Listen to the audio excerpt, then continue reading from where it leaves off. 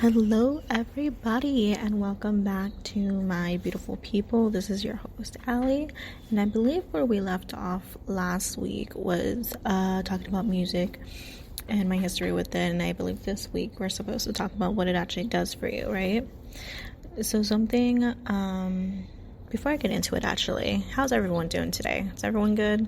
I know, like, with me, I'm, like, in the middle of midterms, in the middle of making like huge life choices right now, so it's a little crazy, but it's great. Life is great. So hoping everyone's good. And like the past, I believe 3 episodes, I am recording outside. I've just been so tired, like early morning, late night, to actually record in a quiet area. So if you hear engines, birds, people passing by, it's because I'm outside, okay? Yeah, so let me go ahead and tell you how music affected me throughout the years. So looking back at some articles, and yes, I'm using articles and not actual research, because if it was actual research, that's a lot of scientific journals I have to go through, and I do not have time for that. But one of the articles I did come across from Fast Company. The article's called "The Surprising Science Behind What Music Does for Our Brains." And the person that it says it was from is Beth Cooper. Yes, I am quoting it because I am not copyrighting anything. Stealing other people's work sucks.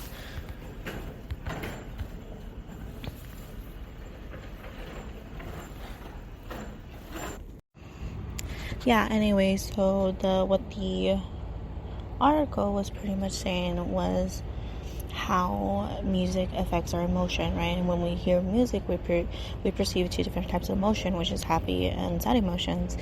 And it was explaining that, like, very briefly explaining, okay, like, let's not get all technical, but it was briefly explaining how when we listen to music, we perceive it as sad, and there's 2 different types of emotions that we get, which is the perceived emotion, so what we're getting from the song, and our actual emotions, so how we're feeling during the song, like what's coming inside of us, right?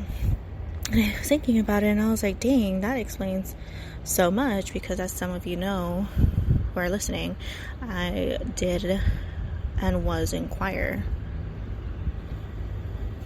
I was in choir through my high school years, and we did, of course, go to like a lot of shows, whether that be like plays or like actual band performances. Even the songs that we sang, like there were, of course, different types of emotions with each song, so it made me realize that whenever I sang those like deep melancholy songs, I never felt sad during them, because I was singing it the way it's supposed to be, which is, sad. But I personally never felt sad, so I thought that was pretty cool. Excuse me. So the other thing that music had done for me growing up and even now is healing.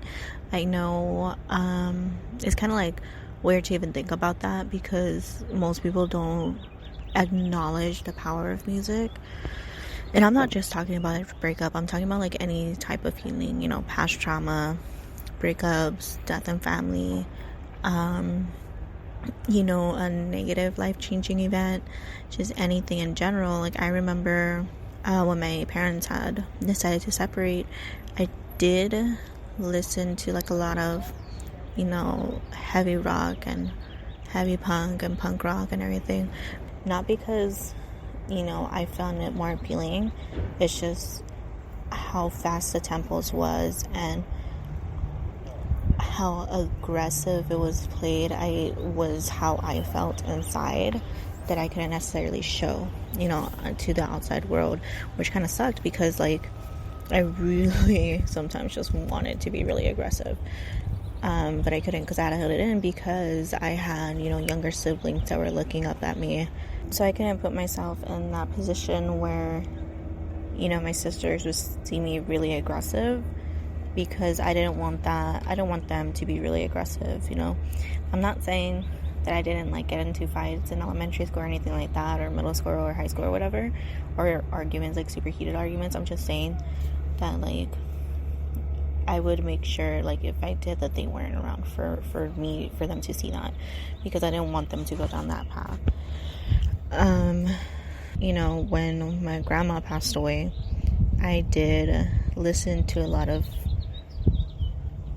sad music, I guess you would say. Not necessarily depressing, but like music that with the intent of telling a sad story is what I listened to the most when my grandmother passed away, because it was, for me, it allowed me to be emotional without revealing the reason why I was emotional, because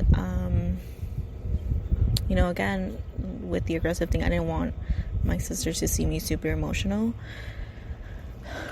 and more so, I didn't feel comfortable being super emotional to the outside world, which sucks, because a lot of that is just like not what it should be, but that was just the way I grew up.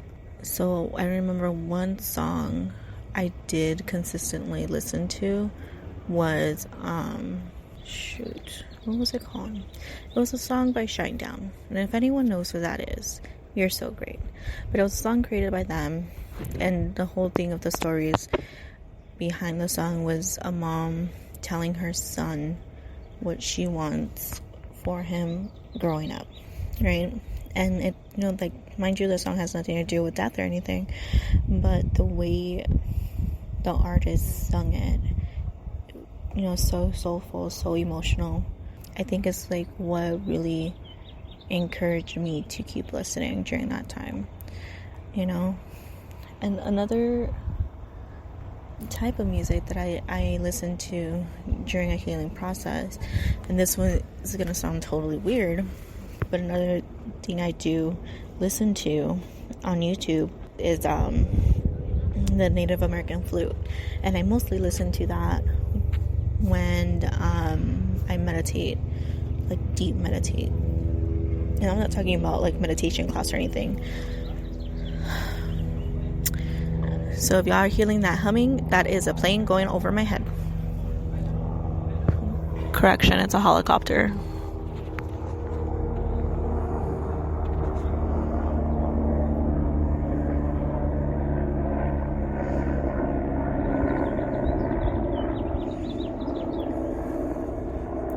That has to be like the funniest sound to ever hear on a podcast.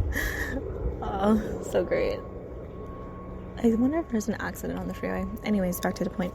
So I do listen to a lot of Native American flutes. I forgot what the instrument is, but it's like the bowl. It's like, I think, ceramic. So I listen to that, Native American flute, Native American drums, in order to help me meditate, because that helps me get centered. Some people choose to listen to running water with like a soft piano or harp and birds chirping to meditate. So it's not just, one thing or another thing.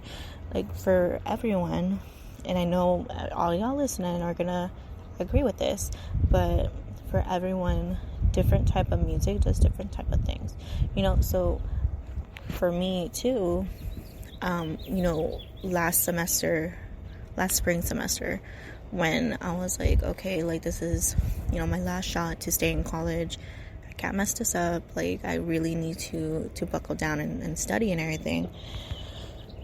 I ended up listening to a lot of rap music. Mind you, I don't like a lot of the new rap artists.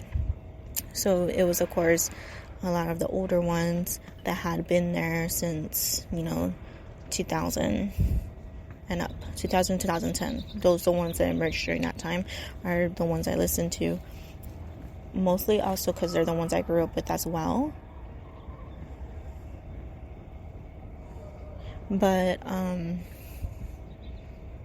it helped me, like, one artist that had been around for a while that I recently discovered during that time was a rapper named Russ, right?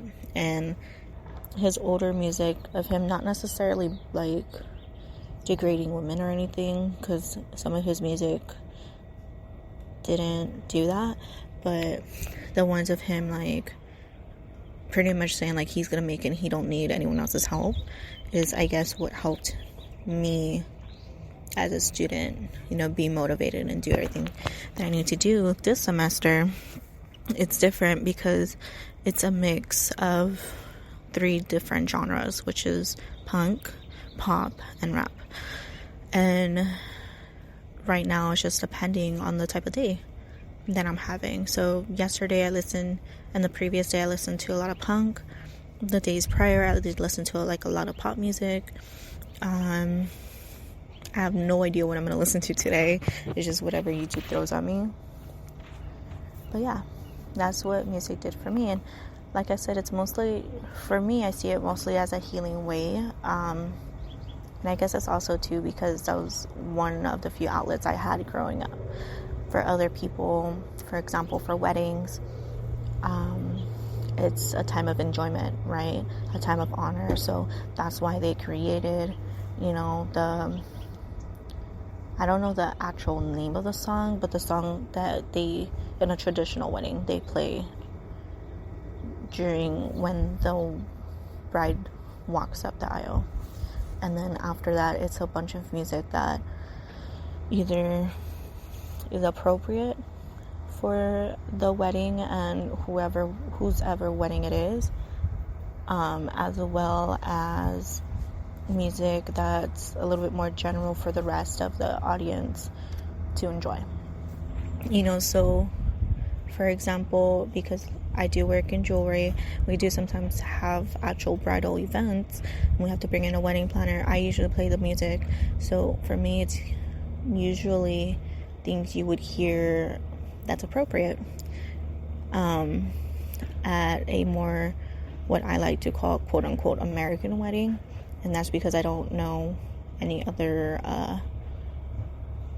what other cultures play at their weddings, if I'm being honest. So usually what I do is put on love songs, right? Some of them are a little bit more fast tempo, some of them are a little bit more of a ballad, and that's pretty much what you would hear at a wedding or any type of wedding event. So like I said, music does things for a lot of different people. Anyways, a few announcements. So aside from me doing midterms and everything, I am planning to make this podcast video so that y'all could see my face. If you guys did see my episode with me revealing the Jeffree Star mystery box, and you guys already know what I look like, so I think for me at least, I would just like to do more video podcasts. And don't worry, I am still gonna record the audio on a separate device. That way I can still upload to Apple iTunes and Stitcher. That way you guys could go ahead and listen there if you do not want to see the YouTube one, in case you're driving or doing other activities that require your undivided attention. But yeah, so I am gonna start doing that. I want to say I'm going to start doing it in April because I feel like I'm going to have more time to do it in April, as well as better time management. Right now I'm still struggling, but it's only the first month of school. So we're going to see where that goes.